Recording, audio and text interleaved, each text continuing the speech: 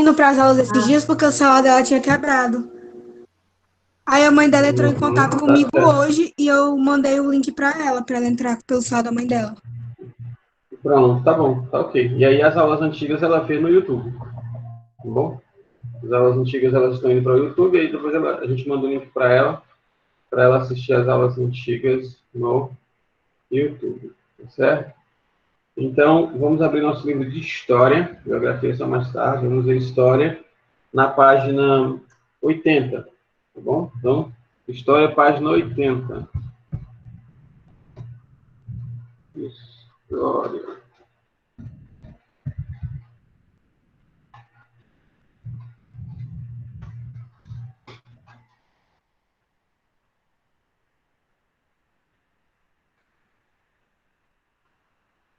Vou abrir o seu livro de História na página 80.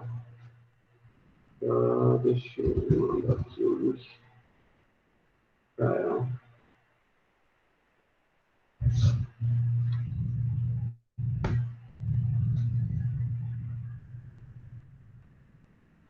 Pronto. Então, com a página aberta, com o livro aberto, nós vamos iniciar a nosso estudo hoje na Revolução Francesa, que foi logo depois da Revolução Industrial, né? Nós estamos nos períodos de Revolução, nós acabamos de estudar os movimentos trabalhistas, estudamos o ludismo, estudamos o cartismo, e agora nós vamos ver um período que vai da Revolução Francesa até a época de Napoleão, que nós chamamos de período napoleônico, tá certo?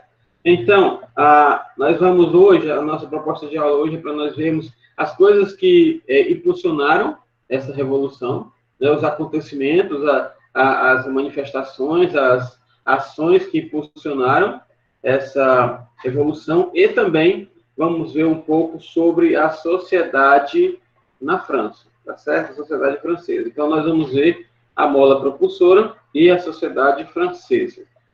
Se nós tivermos tempo, nós vamos continuar, caso contrário, nós vamos ficar nesses dois pontos aí. E para nós iniciarmos, você vai na página 80, tá bom? Eu acho que eu já coloquei, pronto, já coloquei aí, História, página 80. O texto se inicia dizendo assim: a crise do governo deu à aristocracia e aos parlamentares a sua chance. Eles recusavam pagar pela crise e seus privilégios, se seus privilégios não fossem estendidos. A primeira brecha no fronte do absolutismo foi uma assembleia de notáveis. Então, nós começamos a ver o contexto em determinada situação. Quando? Quando o governo francês estava em crise por conta do quê? Professor, mas é porque o livro ele já começa daqui, ele não explica nada para a gente não sabe que crise é essa. Lembra que houve revoluções dos funcionários, houve revoluções dos trabalhadores, o governo teve que tomar devidas decisões, o governo teve que tomar várias decisões financeiras, para poder subsidiar as mudanças que aconteceram decorrente das conquistas trabalhistas. Isso aí gerou uma certa crise e a parte da elite, né, a parte da burguesia, não estava gostando disso. Por quê? Porque alguém teria que ganhar menos para que aqueles que ganhavam menos passassem a ganhar um pouco mais. É o que às vezes acontece no nosso país, né? Quando começa a mexer demais com a classe minoritária, quando começa a mexer demais com os mais pobres, a maior classe, né, a classe de cima, a classe superior, ela começa a se manifestar. Por quê? Porque existe um nível, né? Pessoas ganham menos para que pessoas ganhem mais. E para que essas pessoas que estão ganhando pouco, elas passem a ganhar um pouco mais, as que estão lá em cima, elas precisam ganhar um pouco menos. Foi isso que aconteceu na França. Depois das reivindicações, o governo não teve condições de arcar com as despesas, de arcar com todas as transformações que houveram, e aí entrou nessa crise. E com essa crise, a aristocracia já chiou. Os caras já chiaram, os caras não. Se os nossos direitos também não forem aumentados, por que o direito dos pobres, por que os pobres estão tendo direito e a gente não está tendo mais? Por que os direitos dos pobres aumentaram e os nossos não? Por que a regalia dos pobres aumentou e a nossa não? Então, se os nossos direitos não forem aumentados, se as nossas regalias não forem aumentadas, nós não vamos aceitar isso aí. Nós não vamos comungar com isso aí. E o que foi que houve? Eles criaram um grupo de aristocratas, eles criaram um grupo de poderosos chamado Assembleia dos Notáveis. Para participar dessa Assembleia, somente participavam pessoas que fossem escolhidas a dedo, pessoas que fossem escolhidas por características específicas, principalmente as financeiras, certo? Então, essa Assembleia foi criada lá e foi convocada em 1787.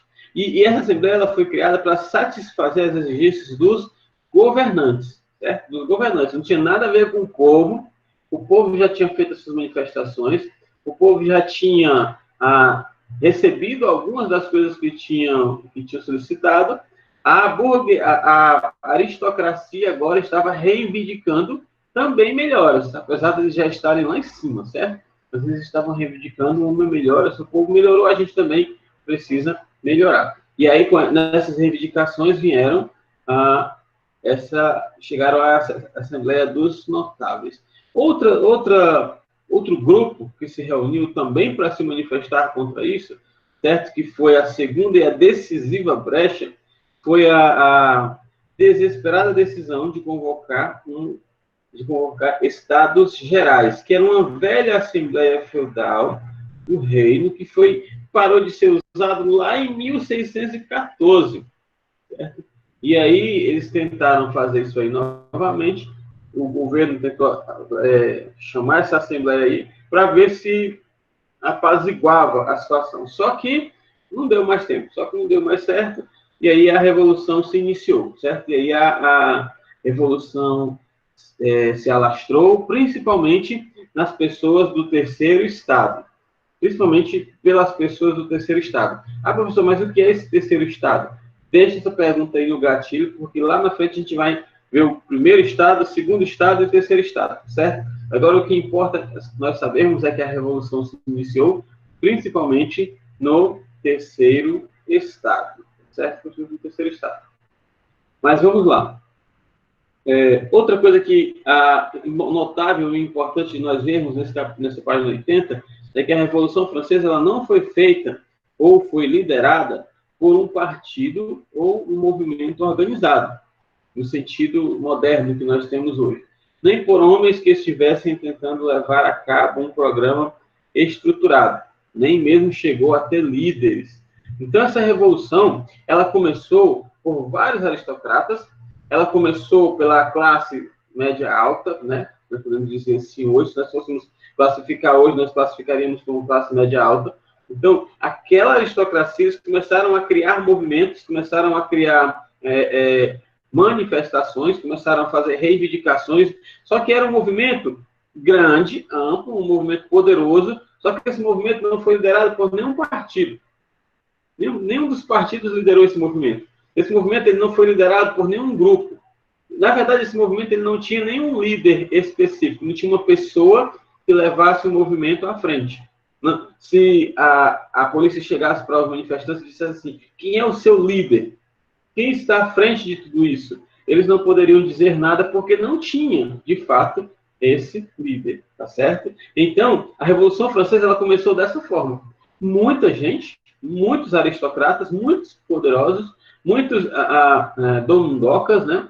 Ali, cheios de regalias, já cheios de todos os privilégios, viram a minoria crescer um pouco, viu os trabalhadores receberem alguns direitos e reivindicaram os seus direitos, reivindicaram uma melhor situação de vida para eles. Não sei melhorar para quê, mas eles queriam melhorar. Então, não tinha nenhum líder aí, certo? Como nós temos hoje. Às vezes, tem uma manifestação dos professores. Aí, sempre tem ali uma classe, ou tem um partido liderando a manifestação, ou tem uma classe liderando a manifestação, ou então tem um líder, uma pessoa que se levantou, conseguiu juntar uma massa, e com essa massa ele está fazendo determinada manifestação, certo? Só que lá foi totalmente diferente. Isso perdurou essa manifestação sem líder, ela continuou até o aparecimento de Napoleão. Que quando nós vamos ver lá na frente, certo? Napoleão aparecendo e, sim, tomando as rédeas da situação. Mas até lá, está dessa forma, certo? O grupo, ele era... a gente já está na página 81, certo? Na página 81. O grupo, ele era praticamente composto pela burguesia, certo? Ele era praticamente composto só pelaquela liderança, pelos bichões poderosos, e as suas ideias eram de liberalismo clássico, conforme formulada pelos filósofos, economistas e difundida pela maçonaria e associações informais. Então, era um grupo de vários líderes pensando da mesma forma. Era um grupo de várias pessoas, de várias partes da sociedade, pensando da mesma forma. De que forma? Querendo, certo? Querendo ter mais, querendo obter mais, querendo crescer mais, tá certo? Tem uma Cláudia, a página é 81, certo? E tem uma pessoa reclamando de tela branca. Eu queria saber se são em todos ou se é só no celular do Guilherme. O meu tá normal. Pois é. Esse. Uhum. Então, Guilherme, faz o seguinte, acho que é o Guilherme, né? Faz o seguinte, sai e entra novamente para ver se a tela continua branca, tá bom? Tá normal agora, né? Então tá, vamos lá. Às vezes é só a conexão e às vezes o problema não é nem com a transmissão, a taxa de transmissão da sua internet. Às vezes é porque na hora que você foi entrar na sala, ou então por algum pico de internet que teve na sua casa, você perde transmissão de dados. E aí quando você sai da sala e você volta de novo, a taxa de transmissão volta ao normal, tá bom? Então vamos seguir. Nós estávamos falando que essa Revolução Francesa, essa manifestação dessa classe burguesa, ela aconteceu com várias pessoas em vários lugares. Mas, professor, e de onde é que vinham as ideias? Não tinha nenhum líder, cada um pensava de um jeito. Como que o senhor está falando aí que eram vários líderes, todos os líderes pensando a mesma coisa? Tinha alguém que levava o pensamento de um para o outro? Tinha alguém que intermediava isso aí? Certo? Tinha alguém que fazia brotar ideias, tinha alguém que fazia brotar os pensamentos no meio desses revolucionários. Eram principalmente os filósofos, certo? Daquele período. Era principalmente os filósofos daquele contexto. E ajudaram muito a Revolução, que a Revolução poderia até ter acontecido sem eles, porque, na verdade, não foram eles que encabeçaram, não foram eles que engatilharam a Revolução, mas, certo, eles ajudaram muito, as suas ideias, os seus pensamentos, ajudaram demais aquela Revolução. E foram duas massas, certo? Se você pensa em Revolução Francesa, aí, você pensa em três coisas quando você pensa em Revolução Francesa. Você nunca esqueça dessas três coisas. Primeiro, você vai pensar na aristocracia, que foram as pessoas que deram início a isso aí. A aristocracia foram as pessoas que encabeçaram a revolução, as pessoas que acharam que precisava dessa confusão, porque eles ganhavam muito, mas não ganhavam muito o suficiente. Eles estavam lucrando muito, mas eles não lucravam muito o suficiente, certo? Outra turma, outro grupo, você vai lembrar quando você pensar em Revolução Francesa, são os filósofos, que eram as pessoas que alimentavam esta revolução com a ideologia, eram as pessoas que alimentavam essas manifestações com ideias, com princípios, com pensamentos, certo? Com discursos, com diálogos. E outro grupo que você vai lembrar são os maçons. A maçonaria, essas pessoas, elas eram as pessoas encarregadas de divulgar, de difundir esta revolução. Então, se de uma hora para outra você se deparar com alguma questão desse tipo, quais foram os principais grupos da Revolução Francesa, você pode dizer, aristocracia, que indignada deu início à Revolução, os filósofos que alimentaram essa Revolução com a sua ideologia, que alimentaram a ideologia da Revolução, e os maçons que difundiram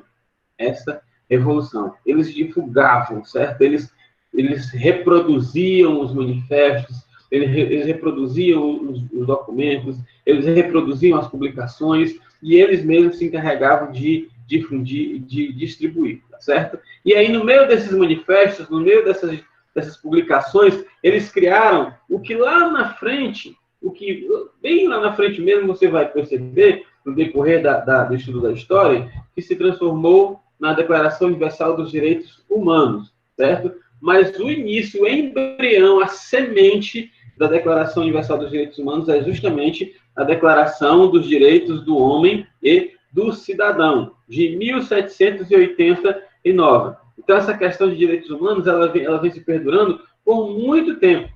Há muito tempo que eles vêm elaborando, que eles vêm estruturando, até chegar ao que nós conhecemos como DUDH, certo? Então, no início era DDH-C, que é justamente Declaração dos Direitos do Homem e do Cidadão, de 1789. É um famoso documento que apresentava reivindicações aos direitos dos homens, certo? Mas esse documento é um manifesto contra a sociedade hierárquica e os privilégios nobres, mas não um manifesto a favor de uma sociedade democrática e igualitária. No início, certo? Essa declaração ela não aponta para a Declaração dos Direitos Humanos, ela aponta para a Declaração dos Direitos do Homem e do Cidadão. No início, esse documento ele não tinha a intenção de fazer com que nós tivéssemos uma sociedade democrática, uma sociedade em que o cidadão tivesse voz, que ele tivesse todos os seus direitos. Pelo contrário, no início, esse documento era apenas uma crítica à sociedade hierárquica, aquela sociedade que tinha posições e que quem estava embaixo não poderia passar para cima porque não teria condições de ascender. E aqueles que estavam em cima tinham que continuar usufruindo daqueles que estavam por baixo, tinha que continuar tirando o máximo possível daqueles que estavam por baixo para continuar em cima. Então, essa declaração era uma crítica para esse sistema. O sistema que os ricos continuavam tirando dos pobres para continuarem ricos, e os pobres jamais poderiam chegar a ficar ricos, porque sempre teria um rico tirando dele. Então, a crítica foi feita a esse sistema aí. E uma das frases muito conhecidas dessa declaração, nós temos ela no nosso livro aí, ainda na página 81, que é: os homens nascem e vivem livres e iguais perante a lei. Então, os homens nascem e eles vivem livres e iguais perante as leis. Então, de acordo com as leis, todos os homens são iguais. Todos os homens são livres. Não tem essa história de você nascer escravo do outro. Mesmo que não seja uma escravidão declarada, mas uma escravidão financeira, uma escravidão industrial, uma escravidão uma escravidão em fábricas, certo? Então, não existe. Os homens são livres e iguais perante a lei, tá certo? E aí, assim a gente encerra aí um panorama do manifesto, uma introdução ao manifesto, certo? Como que esse manifesto começou? Depois desse período, depois desses minutos que nós passamos, você já deve ser capaz de saber o que impulsionou a Revolução, você já deve ser capaz de saber os principais grupos que participaram dessa Revolução, você já deve ser capaz de saber o nome de pelo menos um dos documentos que foram impressos e publicados nessa Revolução, qual a real intenção desse documento, tá bom? Então, tudo isso aí você já sabe, inclusive até uma das frases que estavam nesse documento, você também já consegue saber, baseado no que nós vimos e no que nós falamos até agora, tá bom? Então, antes de nós passarmos para a sociedade francesa, né, para a sociedade na França, e para a maneira como a sociedade encarou isso aí, como a sociedade reagiu a essa revolução, eu queria saber se alguém tem alguma dúvida a respeito do que nós falamos até agora. Certo? Se alguém tiver alguma dúvida, manifeste-se, tá bom? Eu tenho dúvidas. Se ninguém tiver, eu vou perguntar. Aí vocês me tiram vocês tiram aí as minhas dúvidas. Ninguém tem dúvida, então ao invés de ter 19 pessoas me perguntando, não, 19 não, né? Ao invés de ter 17 pessoas me perguntando, eu posso perguntar a 17 pessoas. Então fica mais fácil eu tirar minhas dúvidas do que vocês tirarem as suas, né? Então vamos lá, vou começar a perguntar para mim retirar todas as minhas dúvidas. Deixa eu perguntar aqui a alguém.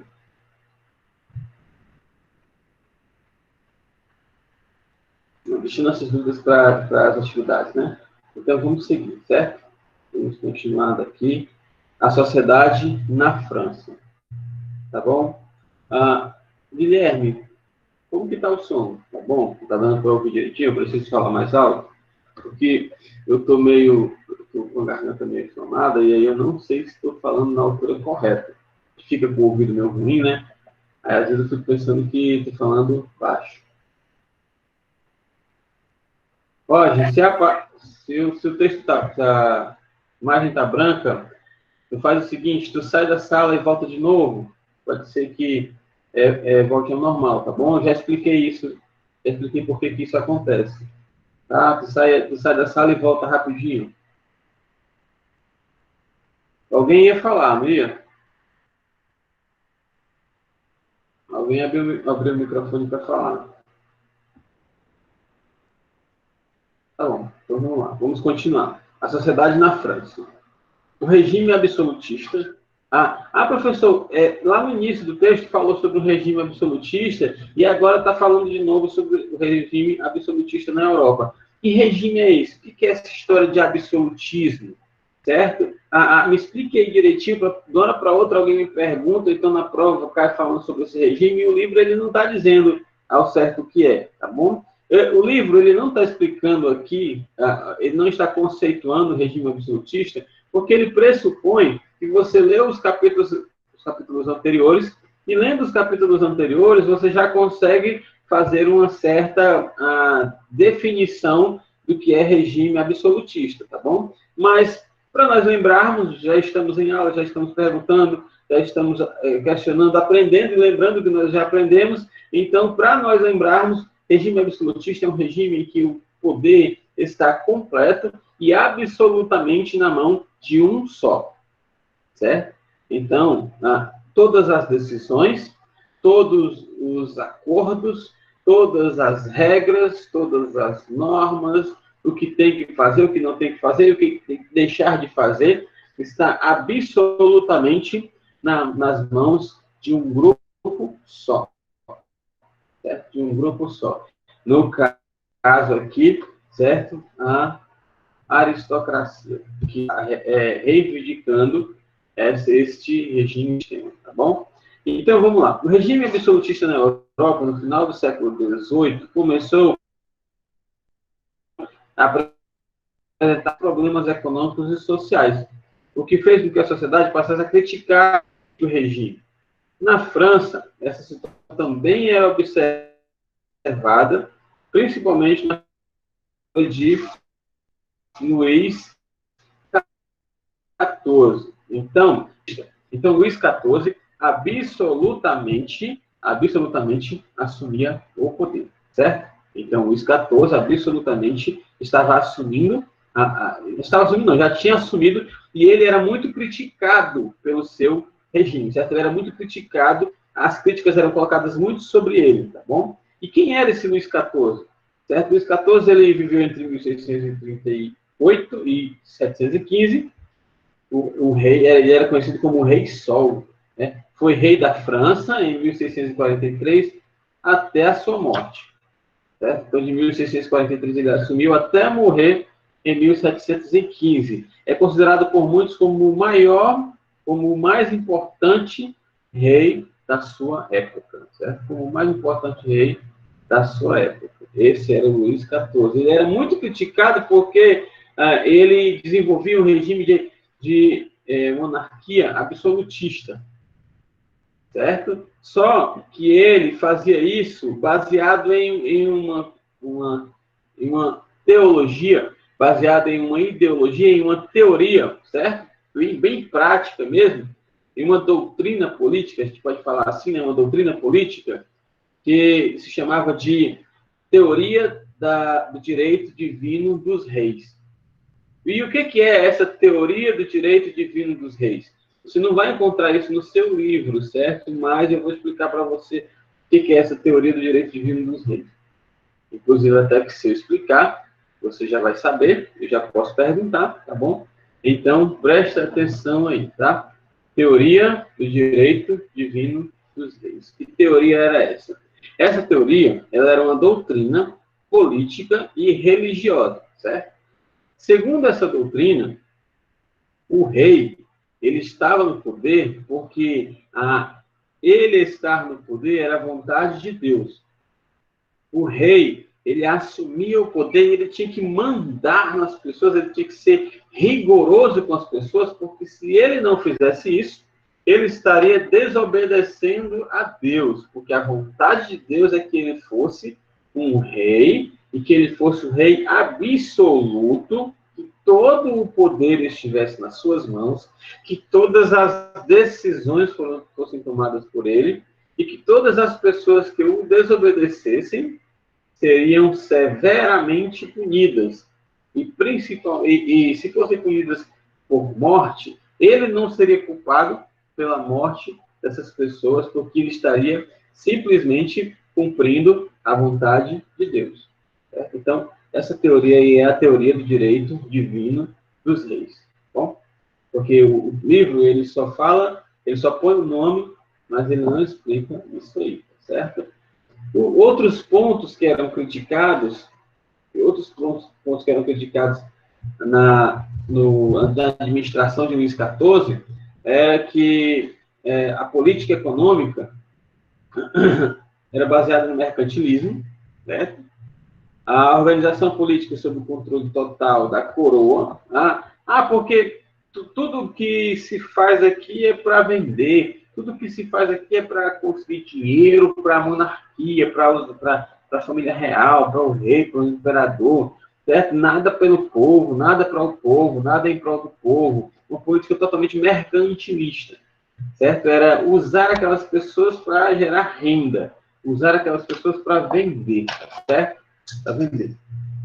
Marcelo, o que você não entendeu? Me explique aí direito.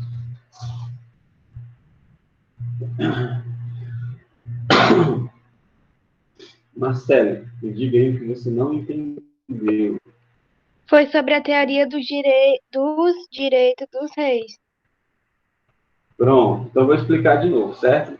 A teoria do direito divino dos reis, certo? Vamos lá. A teoria do direito divino dos reis, para quem não entendeu também, porque eu sei que fica caindo, né? Às vezes fica branco, às vezes fica tudo travado, e aí no meio da explicação acaba criando aí uma lacuna e vocês não conseguem acompanhar. Mas deixa eu explicar. A teoria do direito divino dos reis é a seguinte. O rei acreditava que ele estar no poder era a vontade de Deus. E o rei acreditava que a vontade de Deus é que ele fosse absolutamente poderoso, que ele fosse absolutamente rigoroso, que ele tinha que ser rigoroso com o povo, que ele tinha que retirar o máximo que ele pudesse retirar daquele povo, que ele deveria ser a única pessoa que ia mandar naquele país, que ele deveria ser a única pessoa que deveria ser obedecida naquela região, e as pessoas que não o obedecessem, ele poderia punir severamente essas pessoas, e ele poderia punir até mesmo com a morte. E ele punindo com a morte, ele não seria culpado pela morte dessa pessoa. Por quê? Porque se ele estivesse mandando matar alguém, se o rei mandar matar alguém, o rei não está fazendo isso porque ele simplesmente foi pelo bel prazer. Ele está fazendo isso para obedecer à vontade de Deus. Certo? Então, ele achava que estava no poder, achava que impunha o poder porque Deus queria que ele fizesse isso. Tá certo? Espero que tenha entendido aí. Então, as outras críticas que eram feitas a ele era que ele tinha uma política mercantilista, que ele queria ter o controle total da situação e a estrutura da sociedade que ele administrava, né? A pirâmide social, a estrutura da sociedade não era legal e era muito criticada, certo? Era muito criticada, tá? Não, viu, Guilherme? Não se preocupe, não. Isso não era vontade de Deus, não, certo? Deus, ele era que achava que era, tá certo? Então, vocês não fiquem aí achando que isso era a vontade de Deus, não. Ele e outras pessoas entendiam assim, certo? Mas não era a vontade de Deus que isso acontecesse, tá bom? Então, ao invés dele fazer, nós pensarmos de maneira religiosa, agora, né, vamos pensar de uma maneira cristã. Em vez de ele estar fazendo a vontade de Deus, ele está pecando, né? Desobedecendo a Deus, que pede para você amar ao próximo e não maltratar ou fazer com que o próximo seja prejudicado, tá certo? Então ele não estava amando ao próximo, porque ele não estava obedecendo a Deus. A vontade de Deus não era que ele fizesse isso, era que ele amasse aos seus subordinados, tá bom? A vontade de Deus é que ele protegesse os seus subordinados. Mas vamos seguir. Então ele era criticado porque ele tinha uma política mercantilista, ele era criticado porque ele queria ter o total poder, e ele era criticado por causa da estrutura da sociedade em que ele estava. E a sociedade francesa ela era organizada em 3 pontos, certo? E a gente vai encerrar com esses 3 pontos aí. Ela era organizada em primeiro estado, segundo estado e terceiro estado. Lembra que no início da aula eu falei de terceiro estado? Então, esse aí é o terceiro estado. A revolução ela aconteceu principalmente no terceiro estado. O primeiro estado era a menor parcela da população, certo? Era 1% só da população. Era formada pelo clero, só pelo clero, certo? O segundo estado fazia parte dessa camada social os que viviam regalias mantidas pela coroa francesa. Era mais ou menos 1,5%. Então, o primeiro estado era 1%, só o clero, só os poderosos. O segundo estado era aquelas pessoas que viviam sendo sustentadas, viviam tendo regalias do rei, certo? E o terceiro estado era o restante. No terceiro estado tinha os camponeses, tinha os escravos, tinha a burguesia, certo? Tinha o que nós podemos chamar hoje de pequenos e microempresários, né, que era a burguesia. Então, o restante estava todo no terceiro estado. O terceiro estado era que estava justamente incomodado com a situação. Interessante que no terceiro estado tinha um povo chamado de os sem-culotes, certo? Esses sem-culotes, eles eram uma espécie de... Eles eram pessoas que... o que é culote? Né? Culote é uma espécie de roupa típica da nobreza, certo? Aquelas armações, né, que fazem aqueles vestidos não ficarem abertos, assim, que às vezes você aluga um vestido de festas, né? Aí vocês aquelas armações de madeira, que ficam um vestido maior, vestido aberto, nobres antigamente. Então, os pobres, né, o terceiro estado, eles não tinham aquilo, eles não se vestiam com aquilo ali, não tinham acesso àquilo ali. Então, eles eram conhecidos como sem-culotes, certo? Os proletariados, que eram as pessoas que trabalhavam, a burguesia, que botava as pessoas para trabalhar, mas mesmo assim não tinham regalias da coroa francesa e nem faziam parte do clero. Então, era composto basicamente por isso aí, pela burguesia, pelos camponeses e pelos sans-culottes, né, que é mais conhecido como sem-culottes. Na outra página você vai ver a pirâmide, né, depois você dá uma olhada aí na pirâmide. Lá em cima, no topo da pirâmide, o primeiro estado composto pelo clero, no meio aí o segundo estado composto pela nobreza, e embaixo a grande maioria, né, 97%, composto pela burguesia, camponeses e os sem-culottes. Tá bom? Nós encerramos a nossa aula por aqui, tá? E hoje, depois de todas as aulas, certo? Uma meia hora depois de todas as aulas, tipo 18 horas, quando for 6 horas, você entra no Google Sala de Aula, que vai ter uma atividadezinha sobre o que nós conversamos hoje, tá bom? Então, nós paramos por aqui. Daqui a pouco nós nos vemos com geografia. Eu acho que tem aula de geografia hoje para a gente. Deixa eu ver aqui. Tem. Então, daqui a pouco nós nos vemos com geografia. Eu vou encerrar a gravação. Até daqui a pouco. Tchau, até.